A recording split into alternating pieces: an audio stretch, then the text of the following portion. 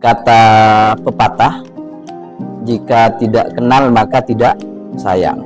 Jadi yang pertama harus kita pelajari, yaitu yang pertama antu minabillahi, iman kepada Allah, wa rusuli, baru kepada Rasulnya.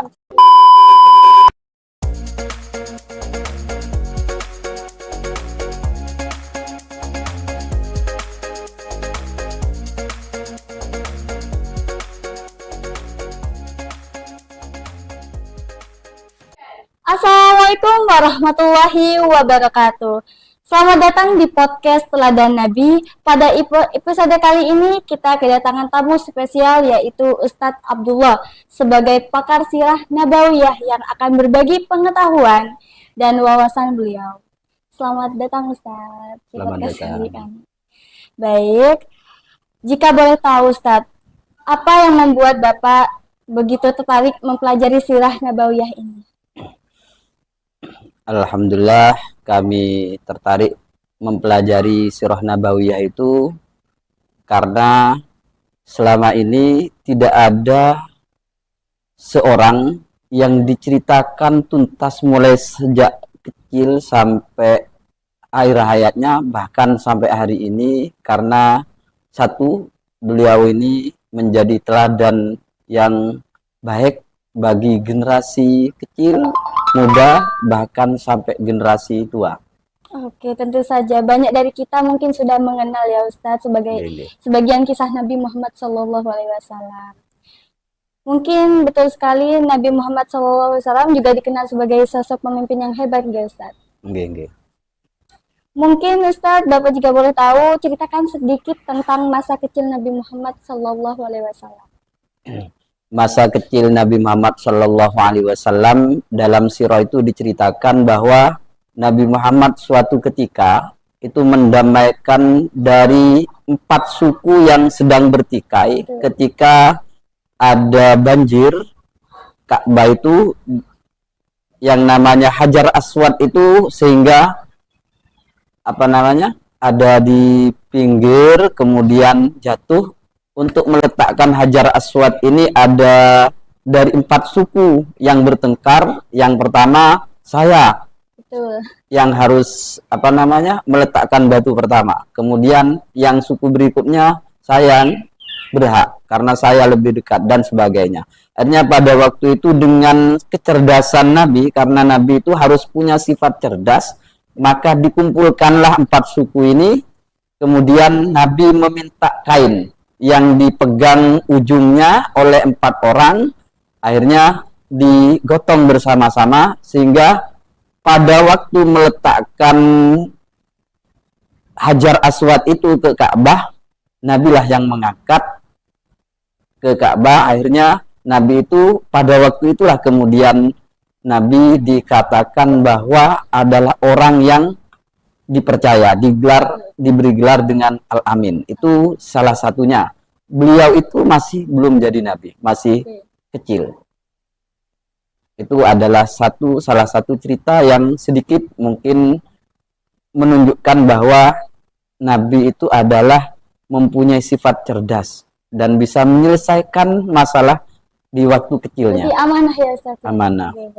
Betul sekali. Nabi Muhammad SAW juga dikenal sebagai sosok pemimpin yang sangat hebat. Mungkin Bapak bisa ceritakan tentang kepemimpinan beliau yang menurut Bapak paling menonjol. Kepemimpinan kalau di dalam sirah Nabi, yaitu di tarikh itu dijelaskan bahwa Nabi Muhammad SAW ini yaitu ana basyarum mithlukum, saya ini adalah seorang manusia sama dengan kalian. Tetapi tidak dipungkiri bahwa Nabi itu dalam nadham itu arsala ambiya dawi fatonah bisidqi wal amanah, itu ada 4 kriteria yang memang dimiliki oleh Nabi. Yang pertama adalah fatonah, cerdas. Jadi tidak mungkin seorang nabi itu kemudian bodoh. Jadi harus cerdas. Kemudian siddiq, fatonah, cerdas, tabligh, menyampaikan amanah, dapat dipercaya. Itu adalah keniscayaan bahwa seorang nabi itu tidak pernah menyimpan rahasia atau menyimpan ilmu yang dia miliki, mesti akan disampaikan dari 4 itu. Jadi ini syarat, ini sebagai implementasi kepemimpinan hari ini. Jadi seorang pemimpin itu seumpamanya jadi kepala sekolah atau pemimpin di MAN TV ini. Ini harus mempunyai seorang yang cerdas, sidik, jujur, amanah, dapat dipercaya, kemudian tabligh, menyampaikan. Artinya visi misinya itu dapat diimplementasikan sehingga bisa dijangkau oleh para pengikutnya.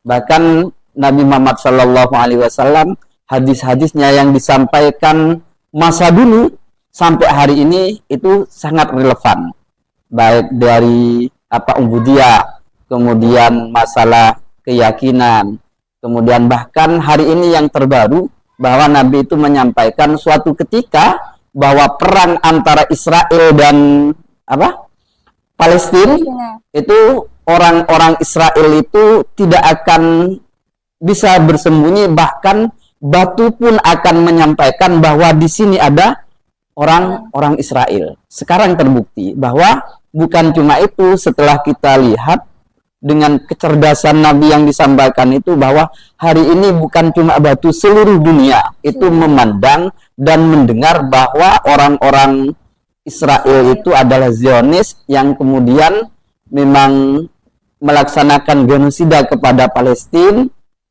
dan itu tidak diterima oleh kalangan dunia, baik PBB atau itu masa sekarang. Itu pun yang diceritakan hadis sekitar 1.500 silam gitu.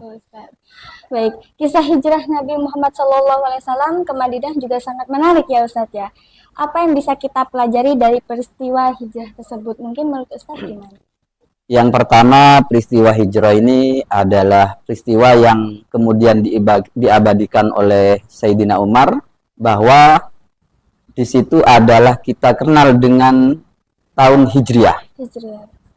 Dan dengan kehijrahan Nabi itu dilatar belakangi, yaitu di sebuah hadis dikatakan faman kana hijratuhu ilallah fa hijratuhu ilallah.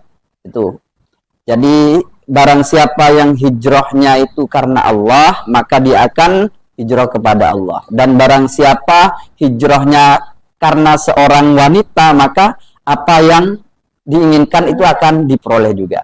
Jadi pada waktu itu pondasinya karena kejadian di Mekah itu adalah kejadian yang mungkin tidak bisa diterima, karena pada waktu itu para umat Islam yang masuk Islam awal itu disiksa, mendapatkan siksaan dari orang-orang kafir Quraisy.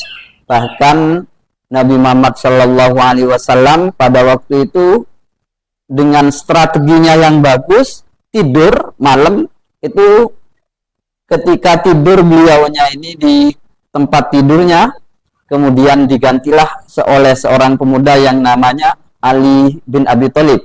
Ali bin Abi Thalib ini menggantikan tempat tidurnya Nabi Muhammad. Sudah tahu Ali itu akan nanti kalau masuk, pengepungan itu masuk, ketika masuk bahkan Ali itu akan dibunuh. Ini sebuah risiko, tetapi dengan keberanian Ali, tidur di tempat tidurnya Nabi Muhammad ini luar biasa.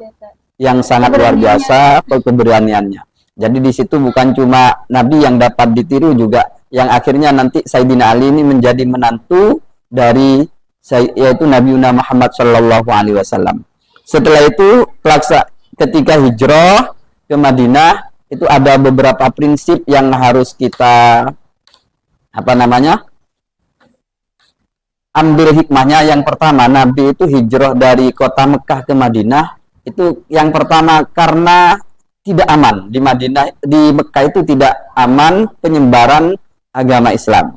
Kemudian yang kedua, prinsipnya ketika pindah itu bukan karena sesuatu yang memang keinginannya sendiri, tetapi pindahnya, hijrahnya itu karena diperintah oleh Allah Subhanahu wa taala.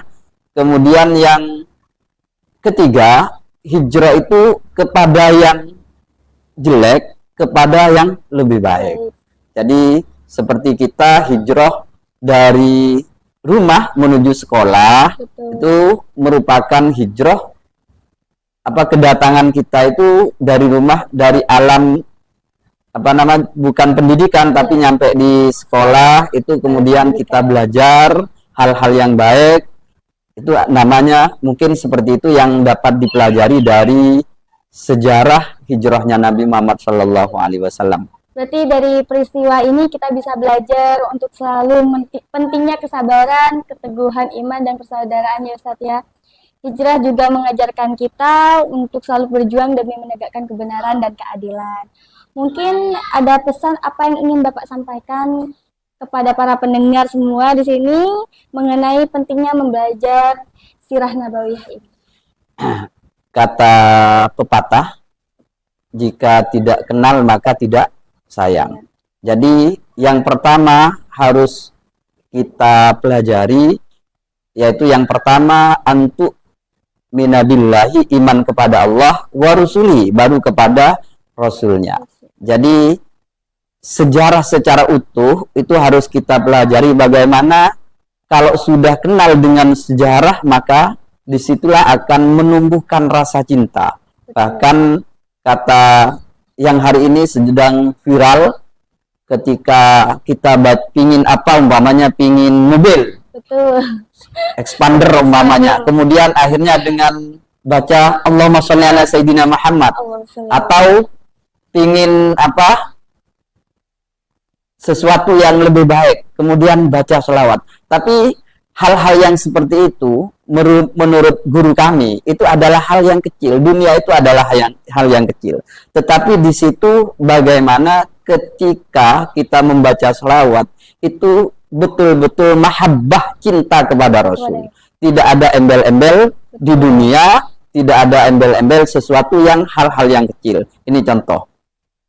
Makanya ketika kita baca selawat itu yang pertama niat mencari ridho Allah Subhanahu wa taala, kemudian yang kedua karena cinta kepada Allah dan Rasulnya. Baru nanti akan memperoleh dua kebaikan. Yang pertama kebaikan akan dituai di dunia dan nanti akan dituai dengan di akhirat. Karena baca selawat satu itu balasannya adalah 10 kebaikan. Itu akan diberikan di dunia dan juga di akhirat. Ini perlu anak-anak itu mempelajari sirah Nabi, dan mungkin di MAN TV itu adalah pelajaran wajib yang harus dipelajari. Betul. Karena menyangkut adalah suri tauladan untuk pendidikan di Mansapro dan suri tauladan dalam kehidupan berbangsa, bernegara dan juga utamanya beragama.